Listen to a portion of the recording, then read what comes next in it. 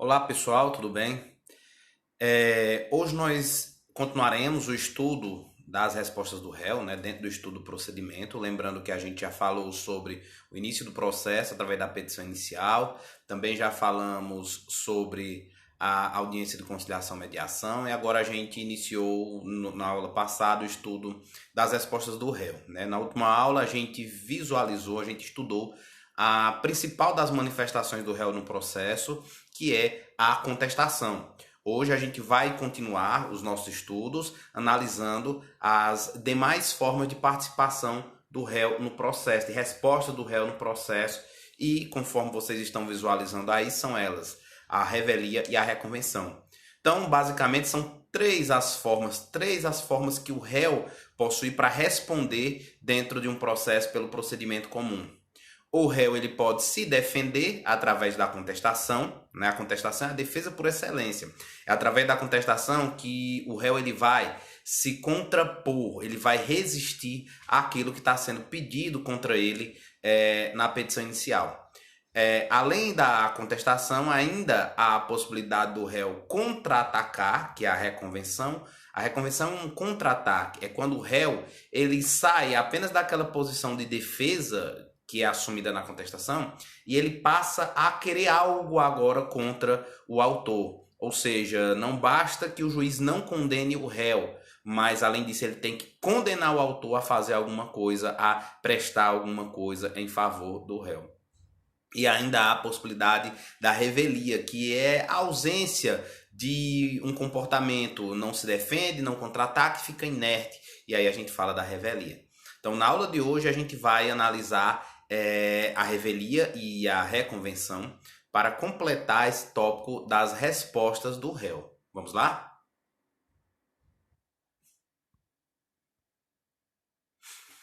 Revelia, iniciando por revelia. A revelia, como eu falei, já tinha antecipado para vocês, a revelia é um fato processual onde ocorre uma ausência de contestação. Ou seja, a revelia é quando o réu, devidamente citado, no prazo determinado pela lei, ele não apresenta sua contestação, ele não apresenta sua defesa. Isso é que se chama de revelia, que vem, né, previsto no artigo 344 do CPC. A revelia ela produz duas espécies de consequências ou efeitos. Tem efeitos materiais, né? Tem um efeito material propriamente dito, ou seja, sobre o direito que está se discutindo, e tem alguns efeitos processuais, ou seja, consequências para o processo. Então, de novo, a revelia ela tanto produz efeito material, ou seja, em relação ao litígio que está sendo discutido, como efeitos processuais, ou seja, consequências dentro daquele processo em que se discute aquele litígio. Então, é essa a ideia. Como efeito material, a revelia produz uma presunção de veracidade das alegações do autor. Quando ocorre a revelia, ou seja, quando o réu ele não contesta, ele não se defende, então, de acordo com a previsão legal, há uma presunção de que aquilo que o autor alegou, né, aqueles fatos alegados pelo autor, são verídicos, são de fato aconteceram na forma que foi narrado pelo autor. Essa presunção de veracidade, porém, ela não poderia ser uma presunção absoluta. Claro que não poderia ser uma presunção absoluta. Aliás, de uma maneira geral no direito, as presunções elas não são presunções absolutas porque elas admitem prova em sentido contrário. Então, presume-se que aquilo que o autor falou é a verdade dos fatos. Porém, aquela verdade dos fatos ela pode ser contraposta. E a gente vai ver já já como. Olha o que é que fala o artigo 344. Se o réu não contesta a ação, será considerado revel e presumir-se-ão verdadeiras as alegações de fato formulada pelo autor.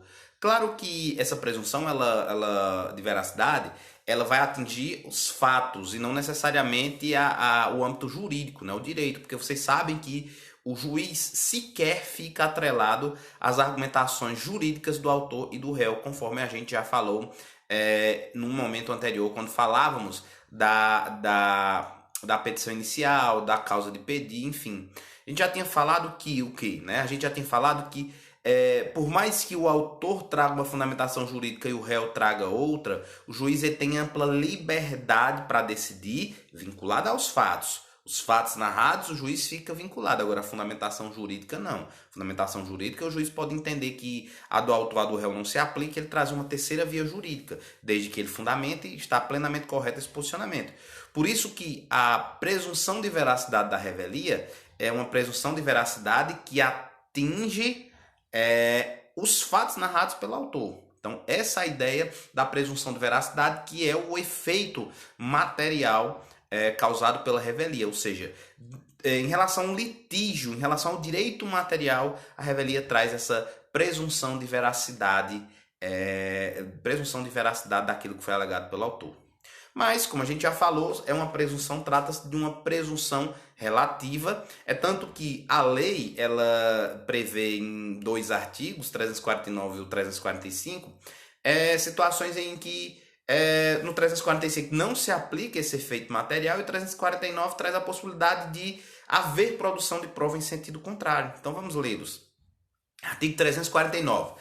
Ao réu revel será lícita a produção de provas contraposta às alegações do autor, desde que se faça representar nos autos, a tempo de praticar os atos processuais indispensáveis a essa produção. Olha que coisa interessante. Olha que coisa interessante. O réu não realiza sua contestação, portanto, ele é considerado revel.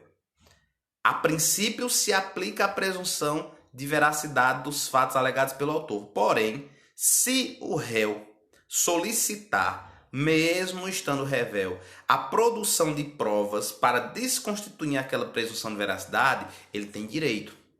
Desde que ele faça a tempo, né? Desde que ele faça... Qual é esse a tempo, Jânio? Desde que ele faça antes do processo ser julgado pelo juiz, que é uma consequência processual que a gente vai ver no slide seguinte. Então, de novo, o réu ele é revel. Se ele quiser, porém, contraditar aquela presunção de veracidade dos fatos alegados pelo autor, ele pode, antes do juiz julgar o processo, ele pode, se quiser, solicitar a produção de provas. Então, ele peticiona, postula, pedindo para produzir provas contra o autor, e ele vai sim ter a possibilidade de, num momento posterior, no momento de instrução, de produção de provas, tentar desconstituir a presunção de veracidade. Olha, por ele não ter se defendido, já se presume a veracidade dos fatos do autor. Porém, ele pode pedir para produzir provas para desconstituir aquela presunção de veracidade. Então, essa é a ideia aí do artigo 349, desde que ele peça antes do juiz passar para o julgamento. Se o juiz passar para o julgamento, realizar o julgamento, obviamente que não tem mais o que fazer. Segunda situação, 345, diz o seguinte, a revelia não produz o efeito mencionado no artigo 344-si, ou seja, a revelia não produz o efeito da presunção de veracidade se havendo pluralidade de réus, algum deles contestar a ação. Então, você tem 2, 3, 4 réus. Um deles defende, o restante fica inerte. Se um deles se defende, realiza a defesa, não se presume verdadeiras as alegações do autor. 2. O litígio versar sobre direitos indisponíveis. O litígio versar sobre direitos indisponíveis. Os direitos indisponíveis, como vocês lembram, lá em direito civil, são os direitos que não podem as partes abrir mão deles. Pode até não exercê-los, mas não pode simplesmente abrir mão daquele direito e renunciar àquele direito. Isso é um direito indisponível. Por exemplo, o direito à filiação, o direito a ser filho de alguém, uma investigação de paternidade. Uma ação, por exemplo, que versa sobre uma investigação de paternidade, que é um direito indisponível, essa ação, por mais que o réu ele não se defenda, ou seja, por mais que ele seja revel, a revelia é a ausência de defesa.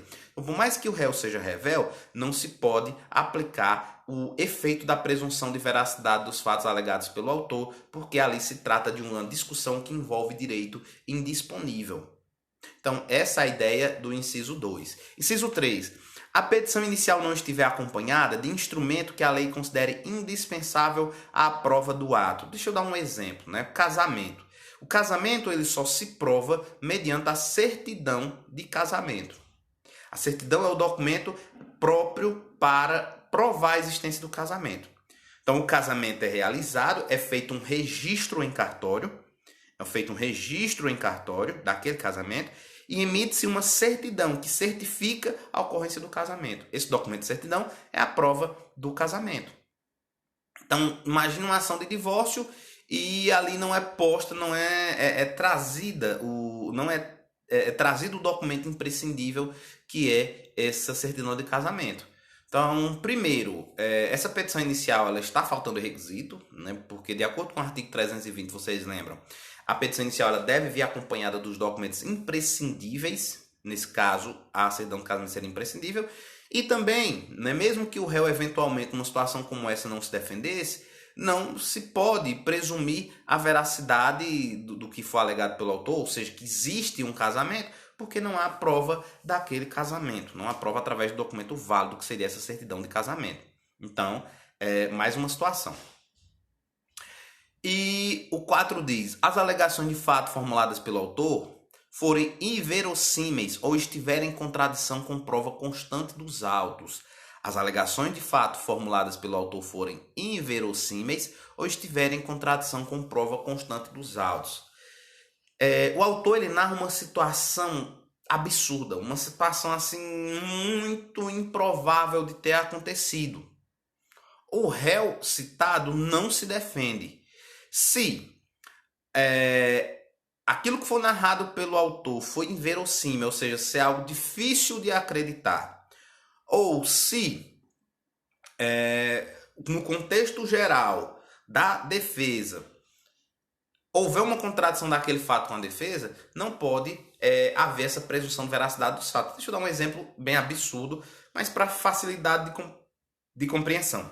Imagine que o autor ingressa com uma ação indenizatória e ele informa que sofreu uma surra, ele sofreu uma violência, ele está entrando com ação indenizatória em virtude de lesões corporais. E ele informa que sofreu uma surra essa agressão física foi promovida por ETs a mando de Neymar, por exemplo. Então, não tem nenhuma lógica numa história como essa. Então, obviamente que aquilo que é distante da probabilidade de ter acontecido na vida real, aquilo não pode se presumir verdadeiro. E é isso que diz o 345 no seu inciso 4, ok? Vamos agora para o estudo dos efeitos processuais da revelia. Então, revelia, a ausência de contestação, tem como efeitos processuais: 1. O julgamento antecipado do mérito. Como assim, Jânio? O processo, como vocês viram, ele tem a fase postulatória, a fase saneadora, a fase instrutória e a fase decisória.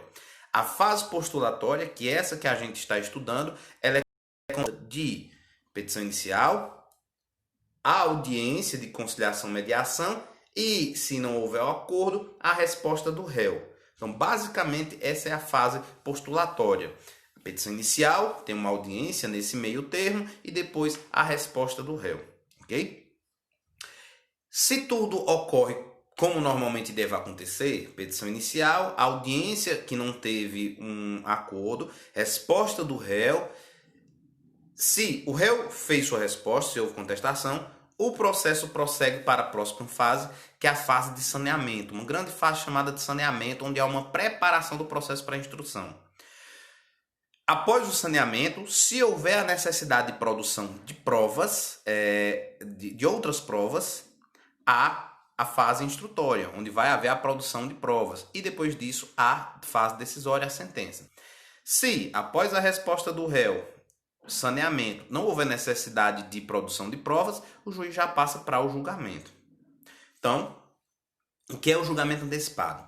O julgamento antecipado é uma técnica de julgamento em que o juiz ele julga o processo antes de... aliás, ele julga o processo sem a necessidade de uma fase instrutória. ele julga o processo sem a necessidade de uma fase instrutória. A lógica geral seria fase postulatória, da petição inicial à resposta, fase saneadora, onde se prepara o processo, fase instrutória, onde se produz provas, e fase decisória. Essa seria a lógica.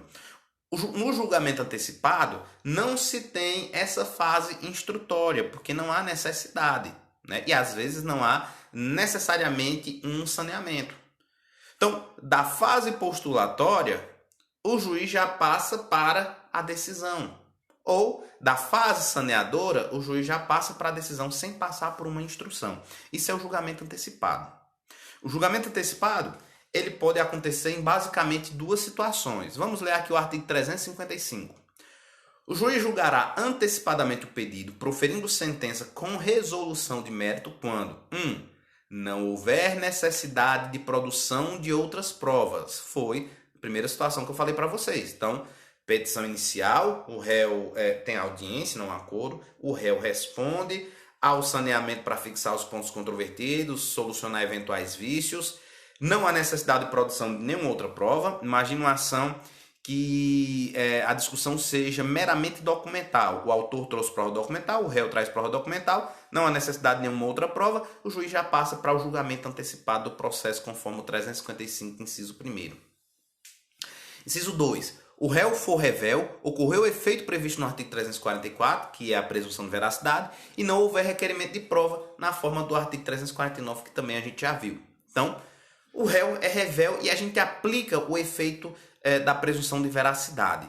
Se for o caso de situações em que se aplica o efeito da presunção de veracidade e o réu também não pediu para produzir nenhuma prova para se contrapor ao autor, o juiz passa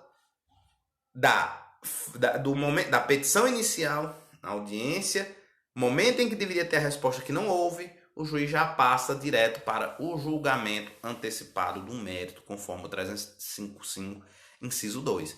Então, o primeiro efeito processual passível, né, é quando ocorre a revelia, ou seja, que a revelia pode produzir, primeiro efeito processual, é o julgamento antecipado do mérito. Mas, para isso, o 355 está dizendo, tem que ter também ocorrido o efeito material. Então, de novo, a revelia é a ausência de resposta. Se o réu não responde, não se defende ao processo, se o réu não se defende ao processo, a ausência de defesa é revelia. Pode-se produzir o efeito material que é a presunção de veracidade dos fatos alegados pelo autor. Quando ocorre esse efeito material, ocorrem alguns efeitos processuais. Primeiro efeito processual, o julgamento antecipado do mérito. Então, julgamento antecipado do mérito. 2. 346 diz o seguinte: os prazos contra o réu, que não tenha patrono nos autos, fluirão da data da publicação do ato decisório no órgão oficial. Parágrafo único. O réu poderá intervir no processo em qualquer fase, recebendo no estado em que se encontrar.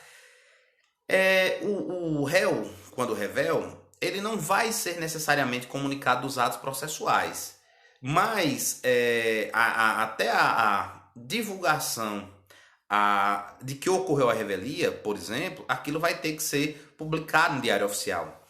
Então, os atos que vierem a ser publicados no Diário Oficial, as intimações que houverem sido publicadas no Diário Oficial, serão considerados o momento de início dos prazos que vão correr para aquele réu revel, né? Para aquele réu revel. E ele pode intervir no processo a qualquer momento, desde que ainda não tenha sido julgado, obviamente, mas naquele momento em que ele interfere, ele não vai ter direito a praticar os atos que já aconteceram. Ele vai praticar os atos que porventura venham a acontecer. Então, por exemplo, o réu, imagine aqui numa ação onde houve a revelia, mas não se aplica o efeito material. Imagine uma ação que envolve direitos indisponíveis. Conforme a gente já viu, não se aplica a presunção de veracidade e o autor ainda vai ter que provar ao juiz que ele tem razão. Então, imagina uma investigação de paternidade em que o pai não se defendeu. Então, ainda vai ter que ser determinado o momento para instrução, ou seja, produção de provas. E o autor vai dizer quais são as provas que quer produzir. Olha, eu quero escutar testemunhas, etc. Certo. Imagine que o réu, ele toma conhecimento que vai haver essa audiência um dia antes da audiência. Então ele pode, a partir daquele momento, requerer o ingresso. Claro que ele pode participar da audiência, mas ele não pode escutar suas testemunhas, porque o prazo para oferecer as testemunhas já aconteceu. Então, ó, já correu o prazo para apresentar as testemunhas, já correu o prazo para se defender, mas você pode participar dessa audiência e lá na audiência escutar as testemunhas, enfim, tentar de alguma forma intervir para convencer o juiz em relação àquela escuta das testemunhas que serão feitas lá naquele momento. Então você vai participar da audiência com um advogado, obviamente. O advogado vai poder fazer perguntas às testemunhas do autor, vai poder apresentar suas manifestações finais, suas alegações finais. No futuro vai poder recorrer, enfim. Ele pode pedir para ingressar em qualquer momento, se o processo ainda estiver em curso, e no momento em que ele ingressar, aí ele pega o processo naquela fase, exatamente naquela fase. Essa é a ideia do artigo 346. Encerrando esse tema de revelia, a gente vai falar agora sobre a reconvenção. E até em virtude do tempo aqui, 21 minutos, a gente vai deixar para o próximo vídeo para a gente falar sobre reconvenção, ok? Então é isso, forte abraço e até já já.